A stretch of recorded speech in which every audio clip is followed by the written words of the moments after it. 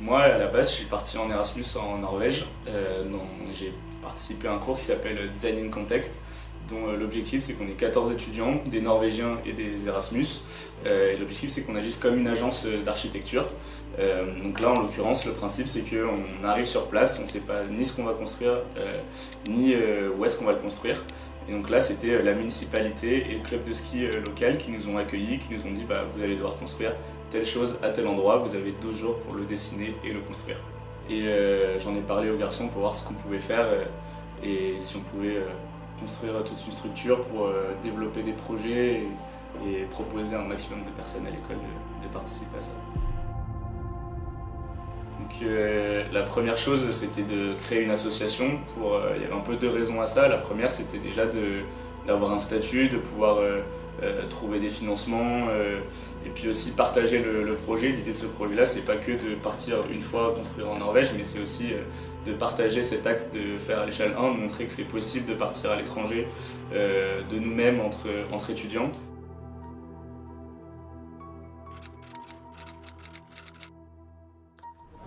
Donc arrive juillet 2025, où du coup on se rejoint un peu tous à Paris. Lundi 28 juillet, donc est-ce que tu es prêt pour ce voyage? Oui, je suis prêt, tout est prêt, les affaires sont prêtes. Oui, très en forme. Ouais, en vrai, je suis pas mal prêt, ouais. Je suis pas mal prêt, ça va être lourd, gros. 4 jours de train, ça va nous détruire, je pense. On va être KO en arrivant. On va pas dormir pendant 2 jours. Donc, 6h02. est-ce que tu es prêt pour ce voyage? Absolument prêt. Rendez-vous à Paris, donc c'était le dimanche avant le départ. Donc on est parti ensuite le lundi en train de Paris jusqu'à Bruxelles.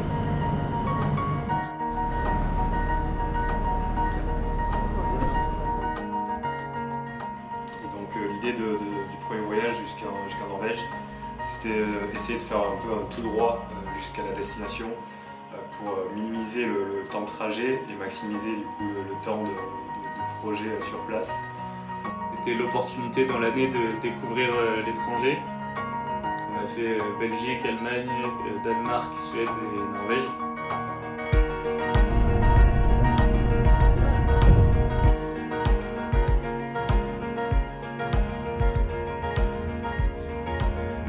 Donc 6 pays en 3 jours, c'était fou.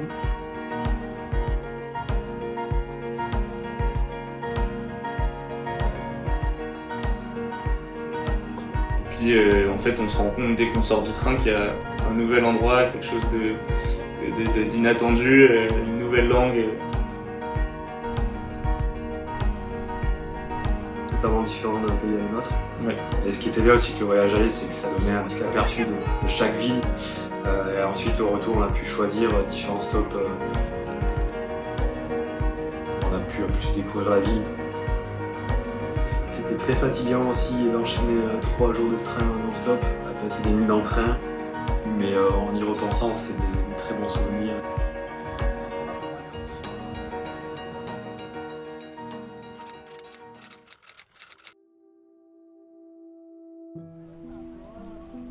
Ce qui nous a vraiment étonné dans ce projet et qui était très agréable tout le semestre, c'est que tout se passait hyper bien. Déjà, on a eu en premier lieu l'idée de partir en Norvège. On a créé l'association, on a trouvé les fonds de notre côté comme du leur. Et tous les projets qu'on a proposés, et surtout le dernier, ont été acceptés. Donc tout était bon, on était prêt à partir. Et puis un mois avant le départ, on n'a plus trop de nouvelles, donc on relance Eline pour faire un dernier rendez-vous, qu'on puisse caler notre horaire d'arrivée. Et puis Eline nous envoie un message pour nous dire qu'il faut absolument qu'on se parle parce qu'elle a une mauvaise nouvelle. And then they come here into the middle of nowhere, and he's right, Andrea. The project started as a different project, and you used a lot of time and energy and thoughts into planning a really cool project that hopefully can be something in the future. But due to like road authorities and rules and regulations, it wasn't possible this summer.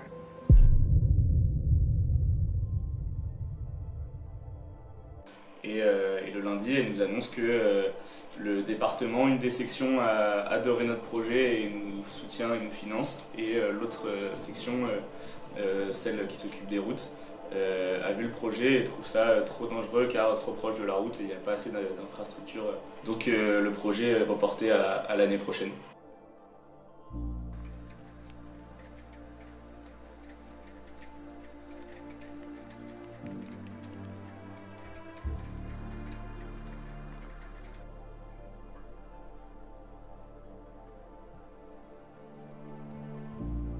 On est un peu dévasté.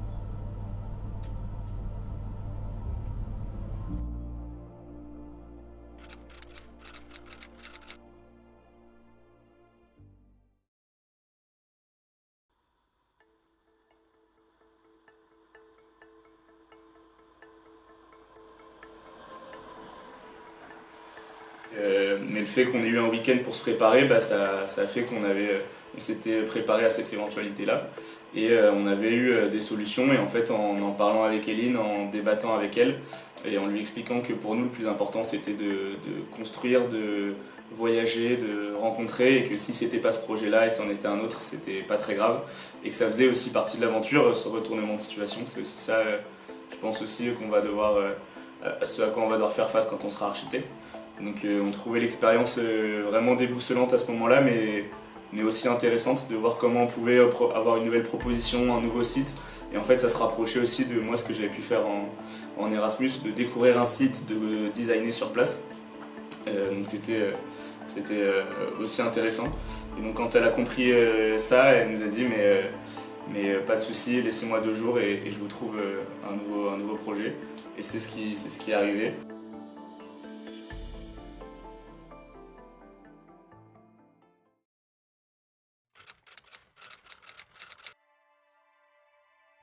De retour dans le présent, après tout le trajet jusqu'à Oslo, on s'est retrouvés là, sans projet, sans plan, juste le départ. Il restait plus qu'à faire, alors on est parti. «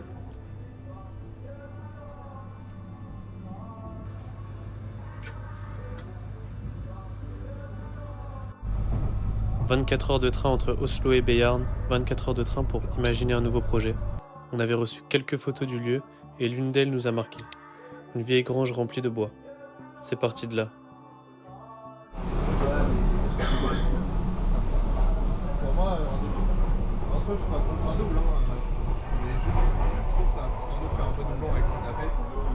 Dans le train, on a commencé à dessiner, à tester, à croquer.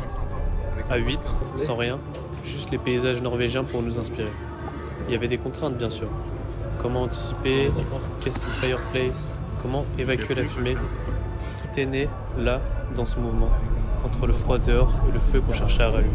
Et ça, c'est genre le truc basique, et quand nous, on a designé ça, tous les Norvégiens ils disaient putain, c'est marrant, parce que vous allez apporter une nouvelle vision du Gapahuk.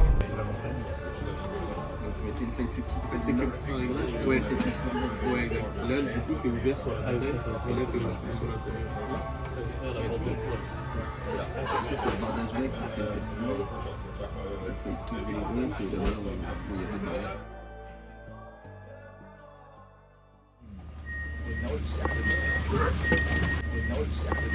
Ouais. C'est émouvant, on est arrivé. Premier pas on Rockman.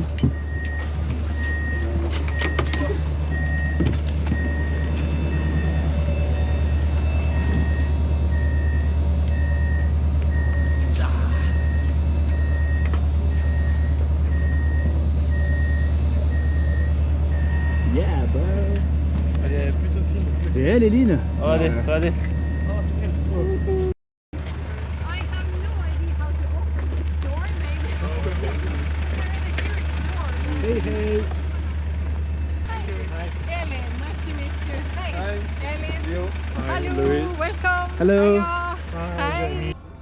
Après tout ce trajet, on arrive enfin à Rognan, la gare la plus proche de Beiarn. Eline est venue nous chercher. Elle connaissait le terrain, les matériaux, les histoires du village. Alors on a commencé par là. Visiter la commune, marcher sur les traces de ce qui avait déjà été construit, comprendre comment les gens ici faisaient face au froid, au vent, à la lumière. because there's drifting and snow and water and everything in. So they're going to change to the vildmarkspanel. Et puis, il fallait bien manger. Première mission, les courses. Et aucun plan cette fois. Ouais, de toute façon, c'est ça le plan. C'est ça le plan? C'est ça le plan. Le petit déj, c'est bon. On est bon. Après ça, on a pris la route. Un dernier virage, un dernier pont, et on est arrivé. Là, on allait vivre et construire.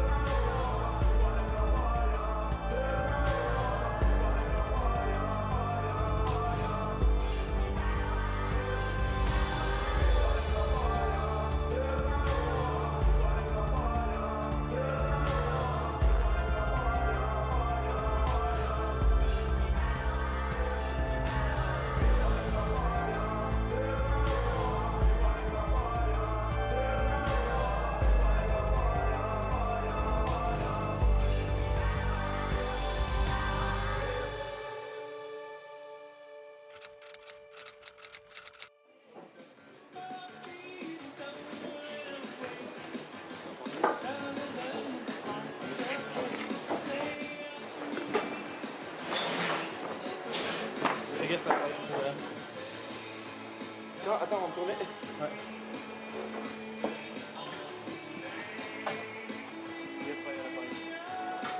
Attends. Depuis la semaine, on va développer ma réflexion.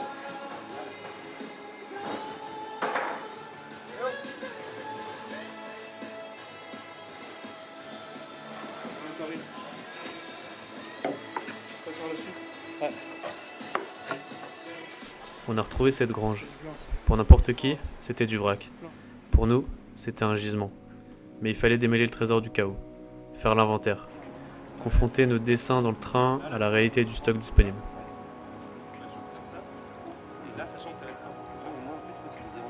Pas de temps à perdre, on s'est divisé en binôme, chacun sa mission.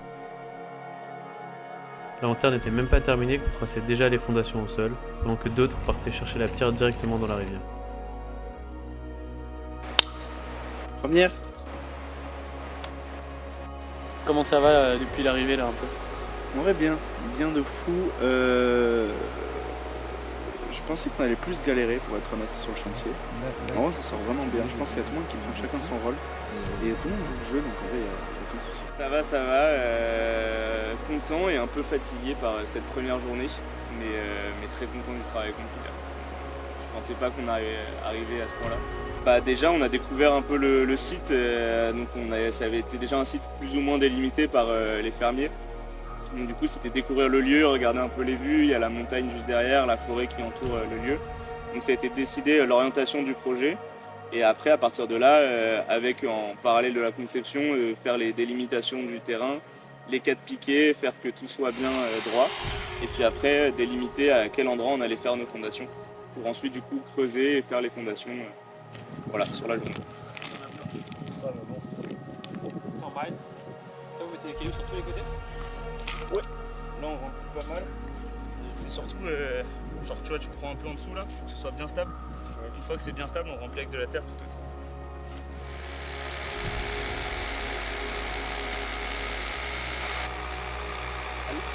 Donc on a réussi à la fin de la journée à avoir toutes les fondations mises en place.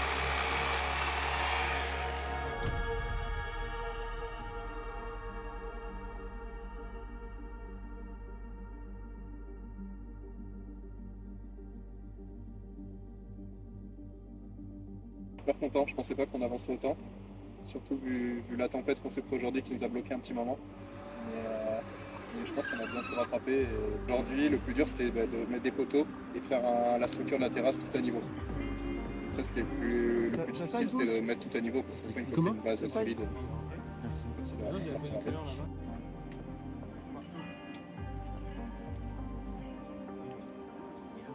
On a modélisé au dernier moment une structure qui marche. Et là on l'a mise en œuvre, donc avec un système on prend les poteaux en sandwich et après on vient des solides par-dessus et je pense que ça a été assez bien finalement. On n'a pas eu trop de mauvaises surprises. ça me pousse aussi à faire des trucs que j'ai pas l'habitude. Enfin, faire ce genre de choses, je pense que c'est bien pour apprendre. J'étais en train de modéliser tranquillement dehors le petit projet. Et Lucas m'appelle en me disant de me dépêcher de venir fermer le portail parce qu'il y a les 300 chèvres qui s'échappaient. Donc j'ai tapé le sprint de ma vie pour fermer le portail aux chèvres. C'est marrant, on est bien entourés. Il faut vraiment que quelqu'un aille fermer là-bas. Ah non, hé oh, c'est pas ça. On me mord du cul.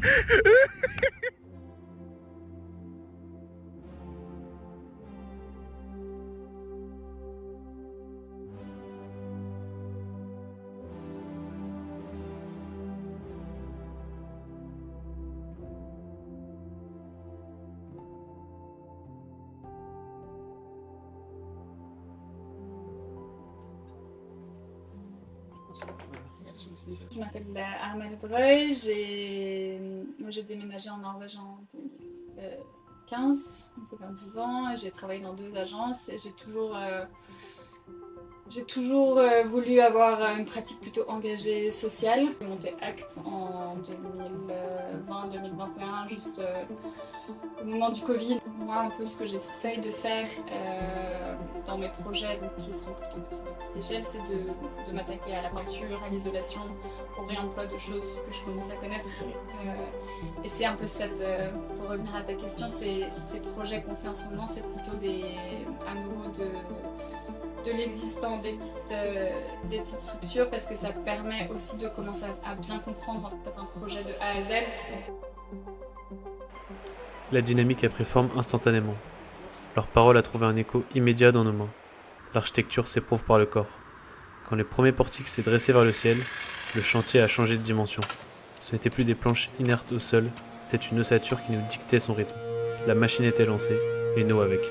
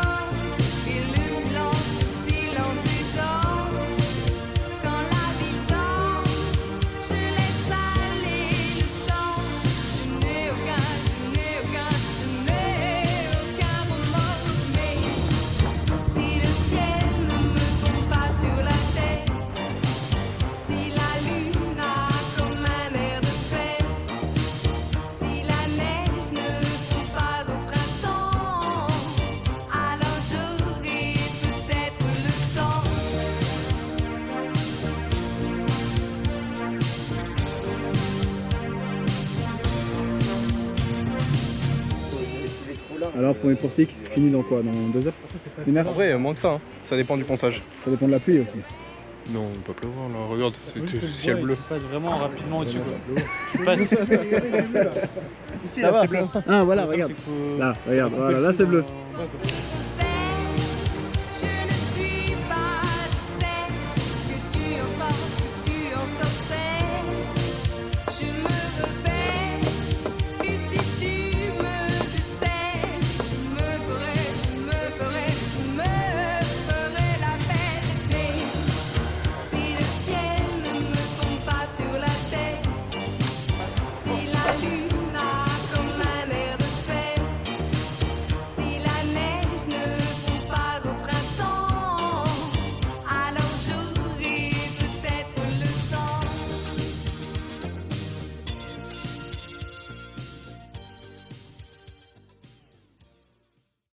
On a renforcé la terrasse, la structure du plancher, enfin le plancher en lui-même, et on a commencé à monter les portiques.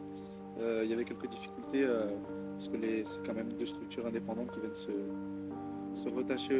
rattacher au milieu, donc il y a toujours cette complexité au niveau des angles.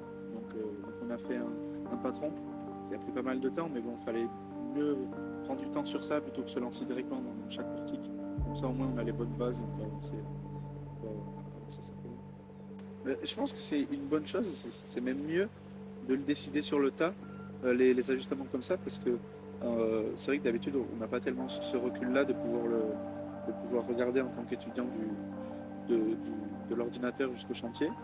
Et là en fait le fait de voir quelque chose sur l'ordinateur, c'est pas souvent la même chose. On travaille vite, quasiment tous à côté, et on peut vraiment prendre une décision. Quand on n'a pas fait énormément de chantier, si ce n'est quelques stages, et quand on n'a pas quelqu'un qui est professionnel dans le domaine, on se dit qu'on va avoir certains soucis. Et au final, on se nourrit de ces soucis, de ces petits problèmes pour avancer. Et je pense que c'est limite mieux de les découvrir par soi-même, plutôt que quelqu'un sache le résoudre dans notre plat.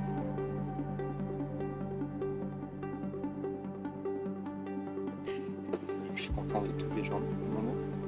En vrai, la motivation, elle est incroyable de tout le monde. Moi, je trouve ça super.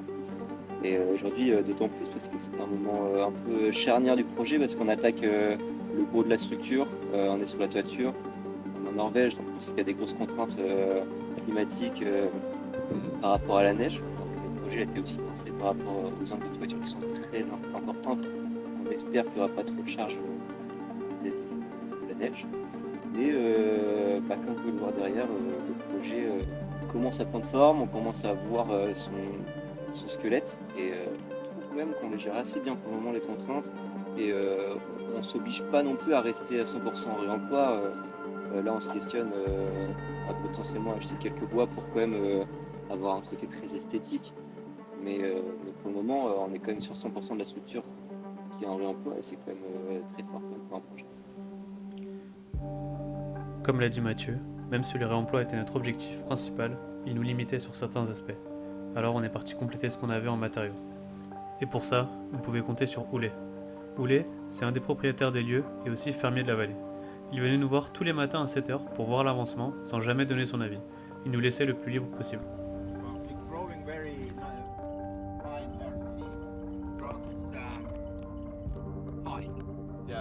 Do you pay the owner? Yeah, I pay the owner. Yes. Here I cut grass. This is yours? Yeah, not mine, but I cut it here. Oh, you cut it? Yep. Yeah. So it's growing very well. Yeah. What is Timotei called we that? Timotei, it's the best. La route avec lui, c'était une double récolte. Il nous a pas seulement aidé à charger le bois, il nous a livré la mémoire des lieux. Entre deux virages, on apprenait les histoires de la vallée, celles qu'on ne trouve pas dans les livres. On est revenu le camion plein, exactement de quoi nourrir le chantier et faire avancer la cabane pour demain.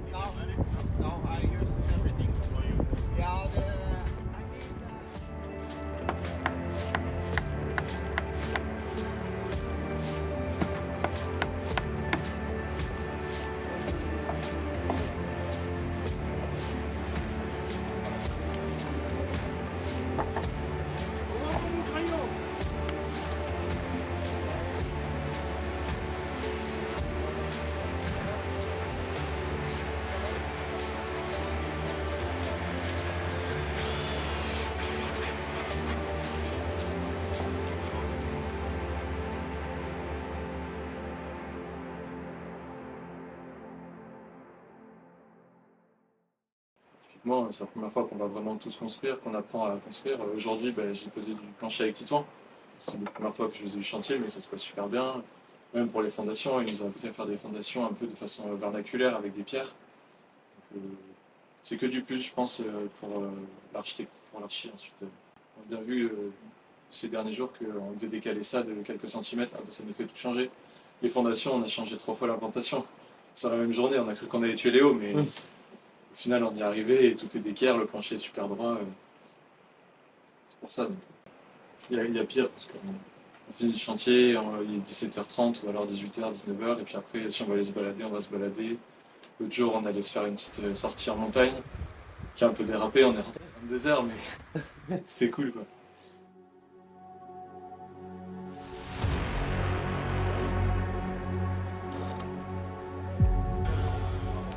L'ossature était debout, maintenant il fallait l'enveloppe. Alors on a enchaîné. Bois brûlé, bardeau, tôle, sans regarder derrière nous. Le temps était limité. On pensait qu'il suffisait d'avancer, matériau par matériau, pour voir le bout du tunnel. Les 408 qui étaient dans la grange.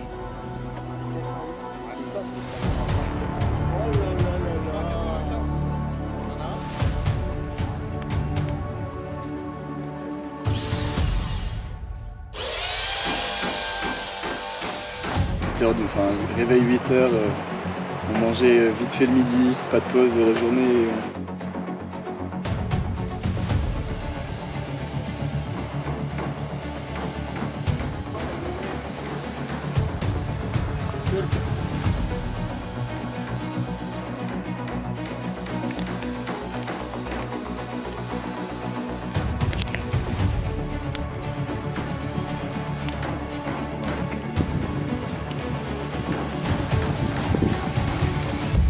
Théoriquement, on devait arrêter à 17h, 18h, mais je crois qu'il n'y a pas un jour où on s'est arrêté à l'heure. De ce côté-là, vous faites 4 mètres là, 2 mètres là. De ce côté-là.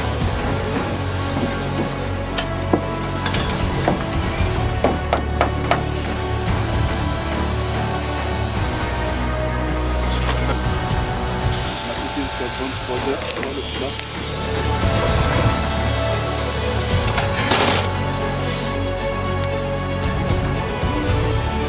Avec après dodo, hein, et puis rebelote le lendemain.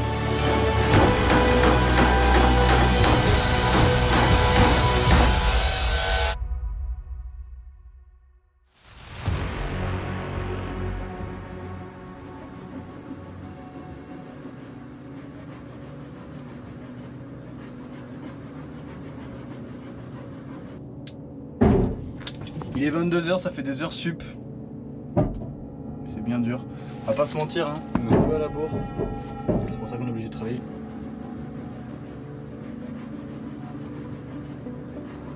Les 3 derniers jours étaient un peu plus tendus que la première semaine où tout se passait à peu près sur des roulettes. Il y a Domé qui s'est arraché le doigt.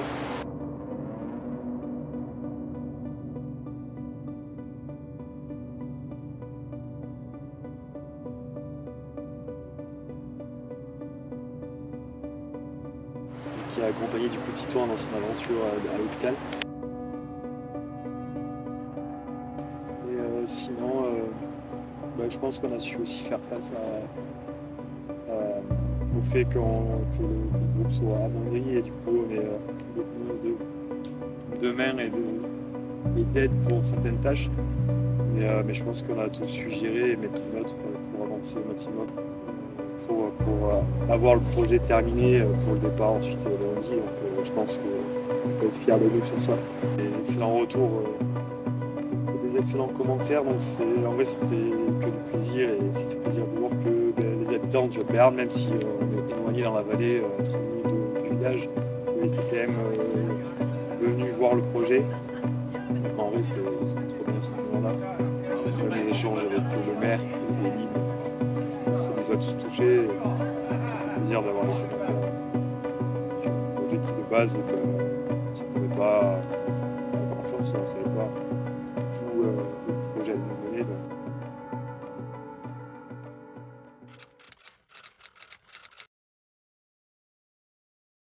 In our case, definitely, because you can have just as big an impact with a small project as with a large one, but it's more accessible. So you have the freedom to experiment more, especially if it's self-initiated and self-built. You can do things which would be impossible on a larger scale building where you have many stakeholders. So I think that's really you see a lot of projects which look really beautiful, but that's a small part of the job, you can say. It's more about finding ways of working within complex environments and making something that's still nice. That's the real challenge. L'impact, il était là, juste devant nous. Certes, ça n'a pas été facile, on y a laissé de l'énergie, du sommeil et quelques frayeurs.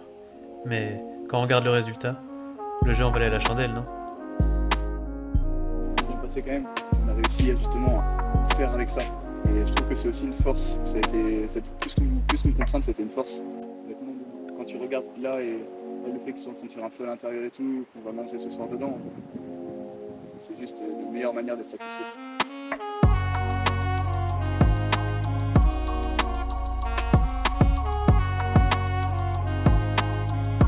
C'est une expérience ultra incroyable, enrichissante de fou. Tout le projet est juste fou de A à Z. Chacun se fait confiance, on y va tous, on le fait. Ça reste des super vacances. On aura tous appris en général et même sur nous aussi. Et c'est des moments qui seront, je pense, inoubliables c'est trop cool. Et même, ça fait une aventure qu'on a envie aussi de poursuivre par la suite. D'aventure, c'est tellement incroyable. En tout cas, ça surpasse les pensées que j'avais.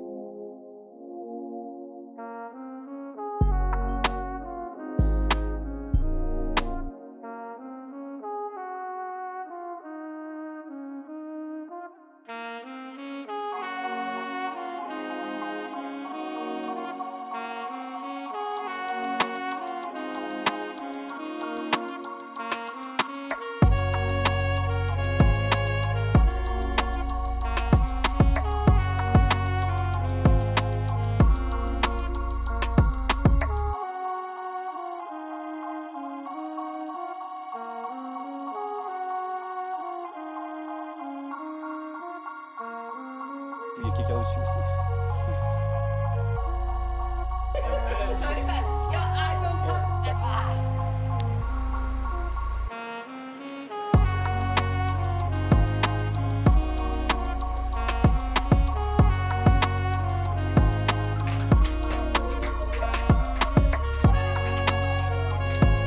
Prends le col, prends le col. Attends. Oh là là, mais mec!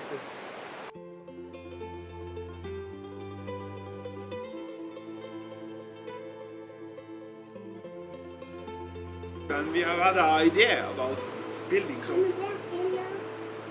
And this is absolutely fantastic.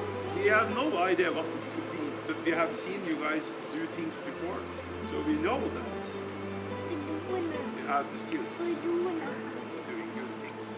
So we don't have holiday cutting grass. We go away, and so it was just Ole left for you.